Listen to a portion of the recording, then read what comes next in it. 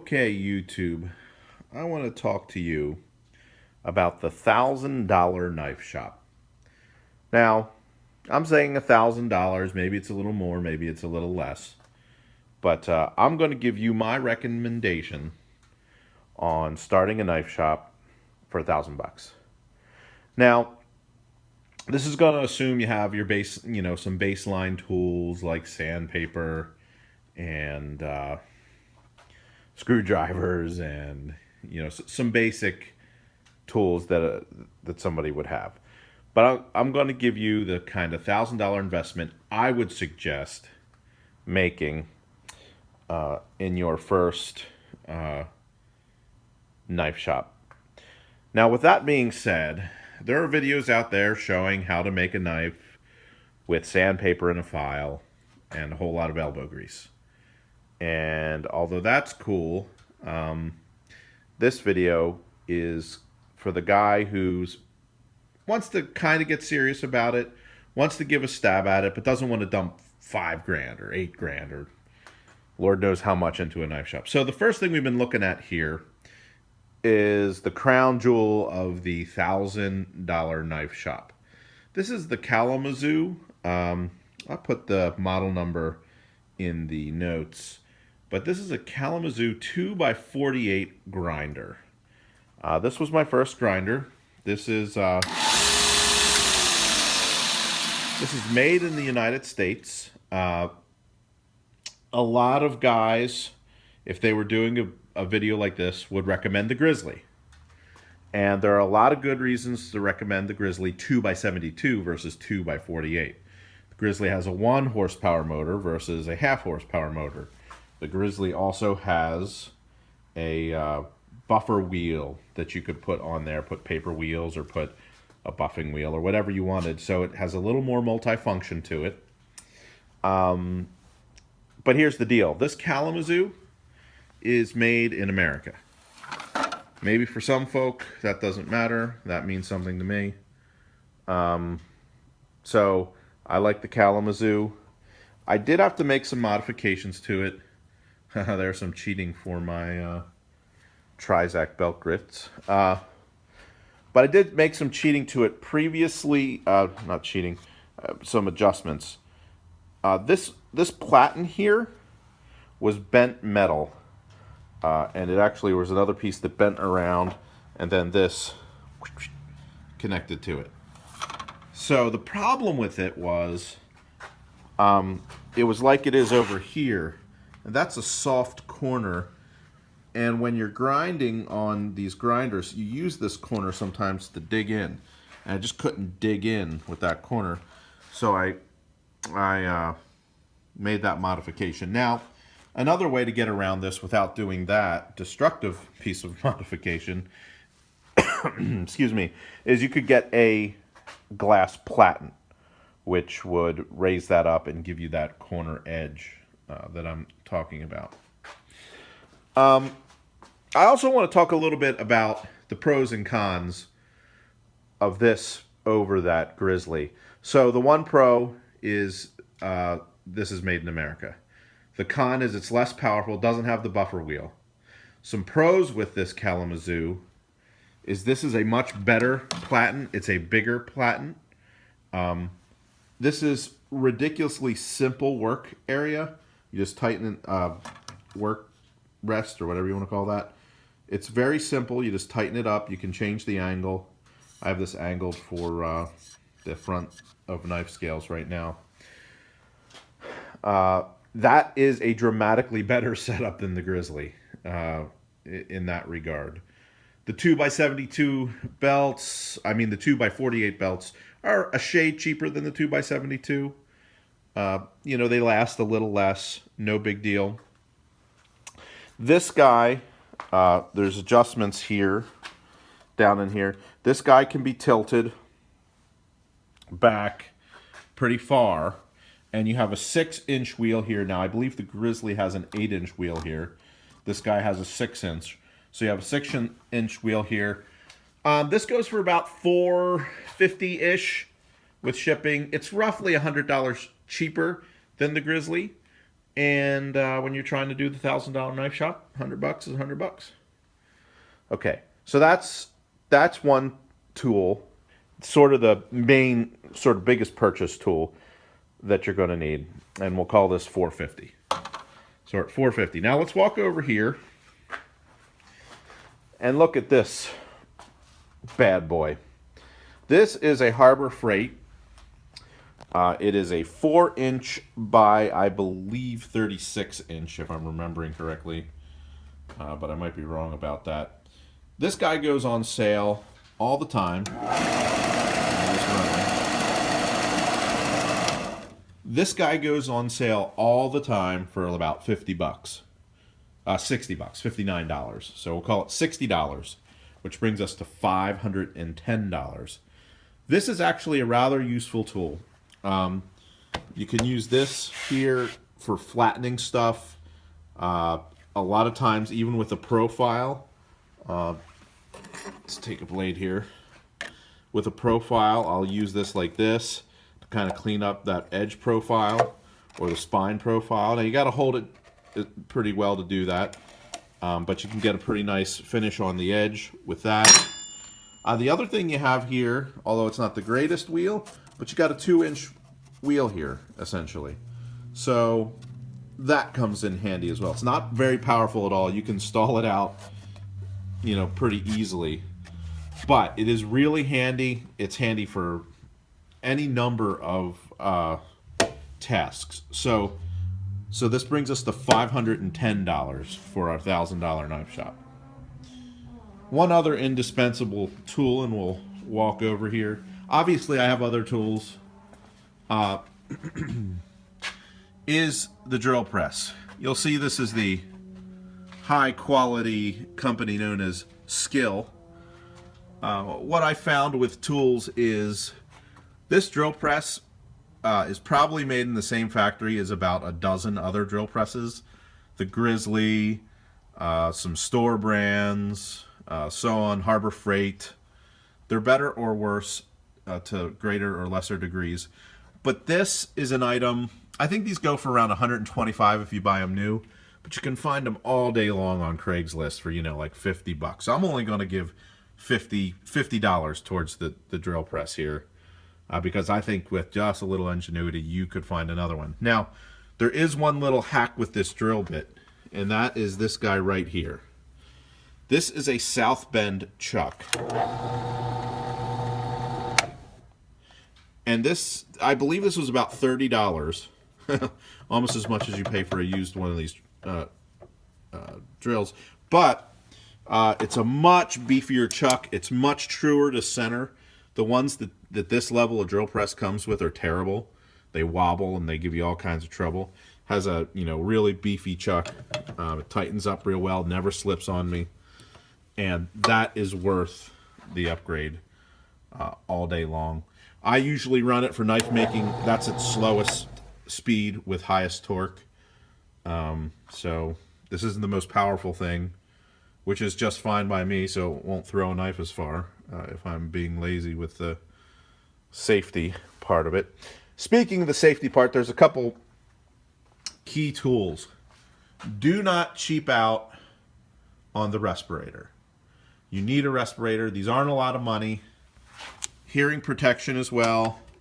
I have one of these guys for eye protection, which covers a lot more. I don't know if you can see that. Covers a lot more than your typical just safety goggles. So particularly the respirator, micarta, a lot of these exotic woods are just, some of them are just flat out poisonous at the worst, carcinogenic at the least. So don't be a fool, get a respirator. And the other tool, let's walk over. My shop is a disaster, which I imagine a lot of guys are. You'll see dust accumulates in a knife shop pretty readily. You're going to need a vise, but you might already have a vise, so I'm not even including it. And if you don't, you can find them pretty cheap.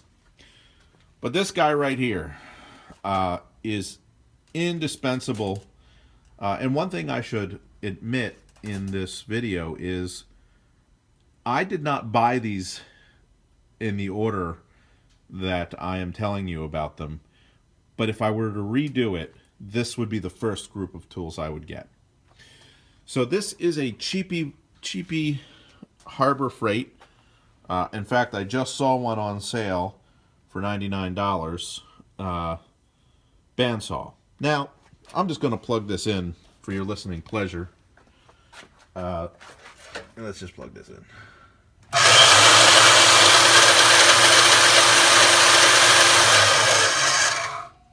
All right, this thing sounds like, there's broken marbles in it. It sounds terrible, but it cuts just fine. I have a better Milwaukee belt on it.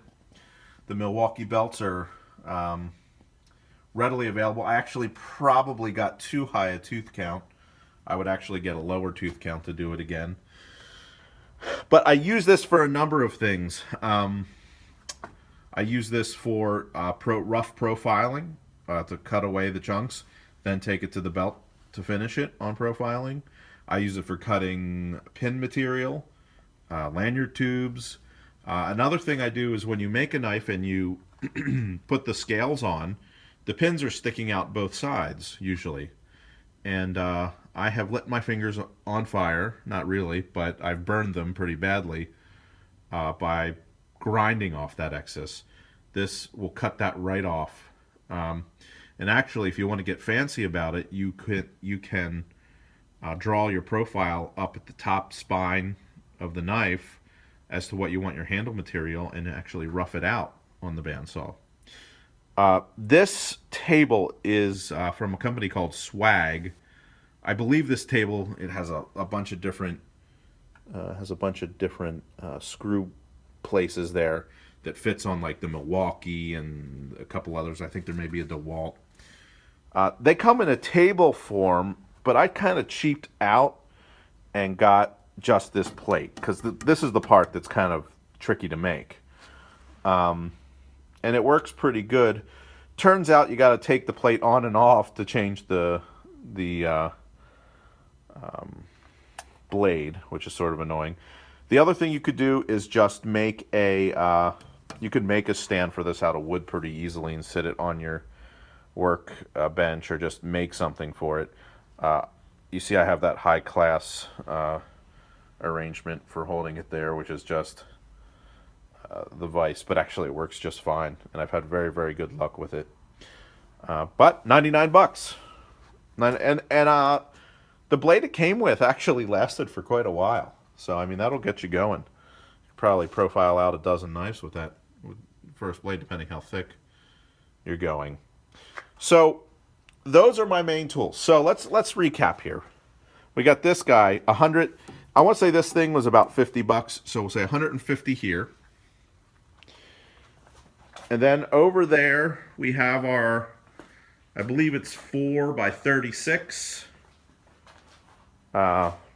Either 36 or 42, I can't remember. We got this guy, which is $60. So we're at 150. Now we're at 210. Then we got this guy. We're calling 450. Our main grinder here. So 210 plus 450 is 660. And last but not least, we got this guy, which I'm saying you can get at a yard sale or something, and then you should buy the extra chuck. So we were at 660. Why don't we just call this $100? So we're at 760. The hearing protection, eye protection, we're at 760. Let's just call that an even 100. So we're at $800. Now you'll need some epoxy, of course. I got the True Grit stuff. It works great. Don't get the real fast cure stuff. That's only, particularly if you're new at this, it's just going to make your life miserable. So get the slower curing stuff. Like things like drill bits, I'm assuming you got some drill bits. So I'm assuming you got some drills and a basic complement of tools. One other thing though that I almost failed to mention. So here's my main grinder, and it's variable speed, which is great. If you're getting into this for any length of time, you're going to want variable speed. But just that bad boy is about $350. Then you also need a 3-phase motor. That's a 1-phase motor on that. And so it's just expensive to get into variable speed, particularly if you're going to try to do this for under 1,000. But this guy right here, the Cool Mist Systems, obviously I have a lot of dust on mine. This is the coolant, and then you have an air line, which is, it's not hooked up right now. You have an air line. Let's get that in focus there. And essentially, this sprays a fine mist of water. It sprays. There's some other knife makers out there that show this thing in action, and you could use that in conjunction with this to keep your steel cool as you grind. Even wood you can use it on. It gets a little messy. I'm not gonna lie. It gets a little messy, but then you can run full out and not burn things.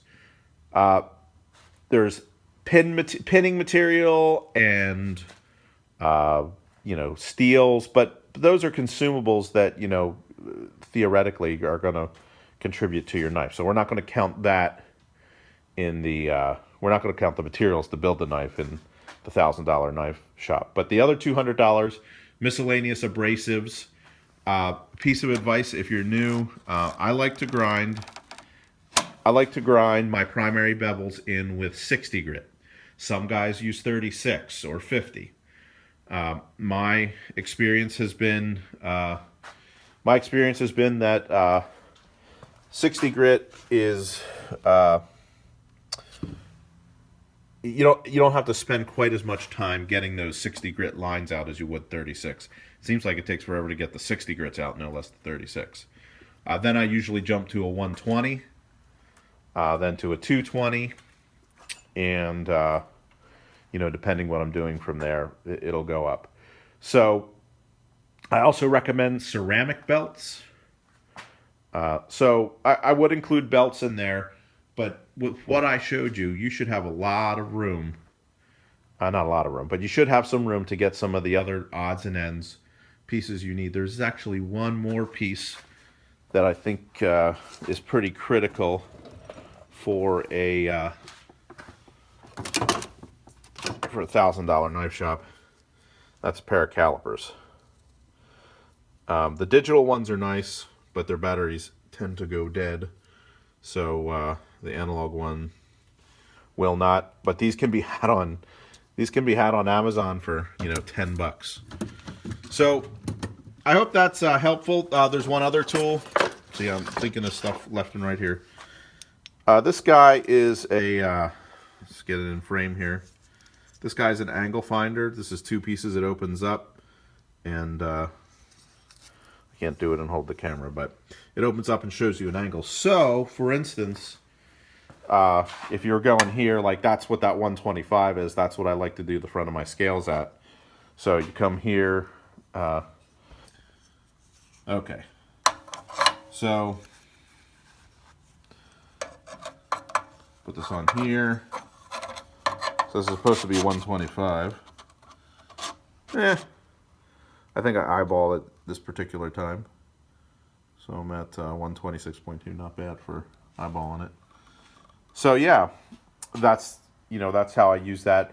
Another thing you could do is get a larger piece of metal and put it on here, bolt it on here, recess it a little bit, bolt it on here, have a bigger work area. You could get a long way. I mean, I ground out several knives with this guy before I got, to the bigger one that I have. So yeah, that's it. I hope it helps you out. I hope if you're interested in trying to make knives and you want to be a little more serious than, just making it out of what you have around or whatnot. A couple of these tools. These would be the tools that these would be the tools that under $1,000 I would buy again to make the knife. With that extra $200 you had left over, you may want to get a Dremel. That can fix a whole lot of things and help you out. So yeah, that's about it. Kydex press, that could be another one. But in terms of actually shaping the blade, grinding the bevels, contouring the handles, that's the stuff you're going to want. So thanks for checking it out. If you like it, thumbs up. All right.